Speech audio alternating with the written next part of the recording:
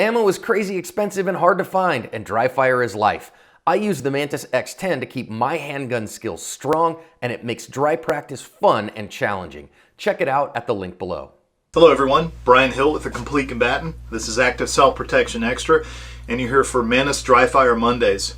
This is something we're going to work on today that is not going to make me a popular guy with the video crowd, and I know it's something that's hard to work on, but don't avoid a challenge because it's difficult. We all have to do that. None of this part of the practice is particularly fun, but the interesting side effect is that if you try something that challenges you, you often grow much quicker than doing the same thing you've been doing all the time over and over. We don't get the same results. And if you do something new and you expand your ability and understanding of that, oftentimes it reflects in the rest of your practice. So hopefully that sells you on the growth idea of why it is to practice this. And everybody can get better at this. It is a free practice. Mantis requires it for their marksmanship drills. So let's get good at it. We may never need it in a real life encounter, but it's going to make us a better shooter in the long run, and isn't that important too? So let's try to work through this. You're probably wondering what it is, but we're going to work on shooting either with our dominant hand or our support hand. Okay? It's important to understand how we do that well. And I'm going to give you some ideas. The biggest thing you're going to get out of this is a better process because it becomes unstable. No matter how much I make good posture and grip on the gun, I've completely removed one side of my body from the equation. And everybody says you remove the other hand, which you do, but you also remove the forearm and the muscles of the arm and the shoulder and the connection under the armpit and the chest, and that's a lot to lose. And then that connection to the other side of the body is what drives the gun. So we really want to make a good stance. I don't change stances when I shoot with my primary hand. I just stay in the same stance. It works well for me, may not work well for you. We did a video on this, so you can check that out. But what I really want to do is get connected to sights and trigger. They're always working together. There's a synergy there. So the sights are going to be much more wobbly because you're going to have more motion in it. So you have to make better decisions in a shorter amount of time, which is where the advantage in the shooting comes. Oftentimes people say when they shoot the support hand that oftentimes they get better times or better scores than they would because they're really engaging their processing power. They're staying focused and they're making a very good decision. So and that's a great thing to always work on. Thumb position is a big part of this. There are 3 thumb positions you could shoot single-handed. I could do thumb up, or I could do thumb forward, or I could do thumb down. They don't matter. I'm going to say that over and over. Thumb positions don't matter to the degree that people believe because we're not really gripping a gun. Now we are going to use the pinching mechanism of the thenar here, so we have a little bit of a pinch grip going on because that's the only thing that can hold on that side. So we get a little bit of work there. But for me, the thumb up is the right position, but I see clients that shoot thumb forward and thumb down, and it doesn't matter. You figure it out. And the best way to do that is shoot it on your Mantis. Try the 3 different positions. You'll get a score. Try it at the range. Work with it more than one practice before you've already made up your mind, and you'll see a big difference. All right, let's get the gun out and see what it looks like. Okay, magazine's out. Physically and visually verify that there is nothing in the firearm. Okay, I've got a tap rack trainer from Rogers here, and then I have an empty firearm. So I'm ready to practice. Now I'm running a DASA gun, so even more I have to be connected to the trigger. Let's talk about how to pass the gun from one hand to the other. There are 2 methodologies for this. One is the thumb up pass. I simply move the thumb up and out of the way, and then the other thumb comes in and takes it. So a thumb comes out of the way and then you pass it to the other hand. When I have clients on the line and I ask to see their gun, I stand on their left side and I get them to pass it that way. Make sure that your trigger finger is far, far away because, you know, sometimes we're not as coordinated on this side. So give it a place to go and know that it has good trigger discipline. The other way to do it is to cant the gun in your hand. So you simply make space at the beaver tail here, and then the other hand comes in and grabs the back of the gun. So I'm tilting it down and I go to this position. If you're going to pass it and you're really concerned about it dropping, another good way is to move the thumb and then put the gun with gravity assist into the hand. So I actually turn it down. I would suggest doing all this up here where you can see. Don't do it down here. Where I'm going to switch is right here.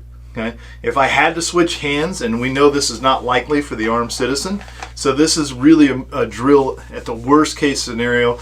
You've had a horrible day and you have to use this skill, or you're just trying to get better at shooting. Because practice can get pretty boring. I work my draw, you know, I work follow-up shots and all that. This gives me something to keep variety in my practice. All right, so let's talk about finding the dot. Okay, a lot of people have a hard time finding the sights, finding the dot. So nothing should really change. I'm pushing the gun straight out so I can see the same thing. Every time I do that, I want to push the gun straight out and see the same thing. That'll help me find the dot. I'm keeping it at eye level. Everything I'm doing is more up here. I don't want to start from down here and elevate the gun, and I don't want to roll the gun so much. I'm just pushing the gun out, letting the dot drop right in. Okay? My body is directly behind the gun. For me, it's just like a fighting stance in martial arts. I'm pushing the gun straight out to it. Okay? Now, shooting single-handed means that it'll cost time. I'm not going to be able to shoot .2 or lower splits. I'm more at .4s for me. Sometimes .5, because that's how long it takes me to manage the recoil. And instead of managing it, you're going to be surfing it here because you don't have a lot of control. Some people like to cant the gun. Let's explain that real quick. Canting the gun comes because you have poor posture. Sorry, that's how it works. If your shoulders are rolled forward, your thumbs tend to turn in, and then you turn your arm this way. So it feels natural to you. But remember, poor posture is not a natural position. It's probably not real good for us.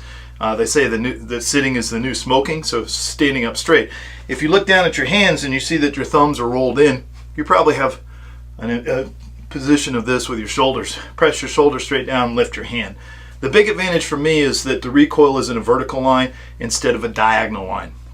So I'm keeping it down the center of the body. Makes it easier for me to manage. The dot drops back in the same way it always has with two hands on, and I'm not trying to change my body to watch sights at a different level. So see if that works for you. If you want to cant the gun, that's fine with me too. No problem. I'm going to show you in the sport hand that I have to do that a little bit to get it behind my eye.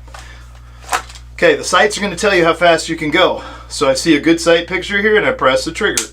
Okay, and I'm just going to stay with it. I'm just going to watch the sight. Now since I only have one hand, I get a little fade to the right side on the double action trigger. So I'm really going to think about pulling, pushing, press, straight back. Now it's getting a little bit better, but there's significantly more wobble. So on a big target, I would be okay. Maybe a careful target, I'd be okay, but a precise, I'd have to work just a little bit more smoothly and really stay with it. Don't add anything extra in it, okay? Your Mantis will tell you if you're doing it right or not. Now I'm going to change it to the other hand. Thumb comes out of the way. The other hand comes in. I'm squeezing in with a thenar here. I'm using a little bit of that to hold it. Remember, it could be forward or down. I've kind of rotated around with this quite a bit, so I'm keeping the same stance. Now I need it closer to the dominant eye, so I do tend to turn the gun just slightly on this side. Okay? And then what I'm going to do is the same thing. I'm watching the sight and I'm pressing the trigger. I can press it as fast as the target will allow. Now, if I'm working a double action gun like this, instead of doing double action every time, I do double action on the first one and I just don't let the trigger all the way out.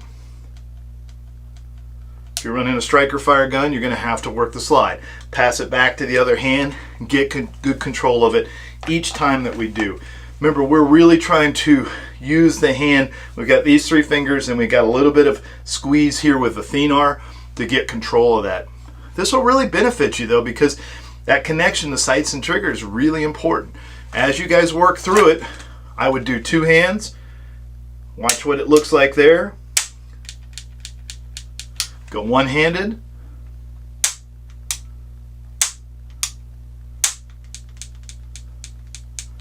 Watch what it looks like there. Do your pass to the other side.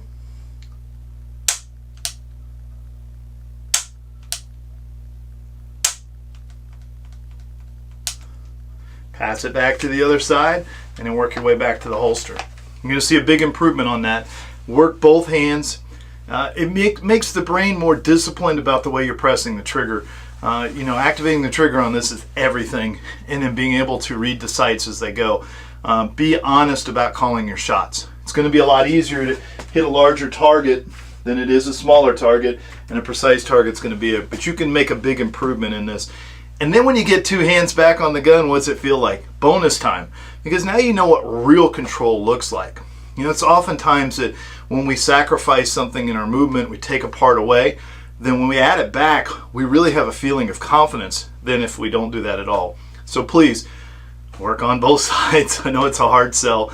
I don't really enjoy it myself, but I know it's necessary and I enjoy growth. All right, and I always want to get better.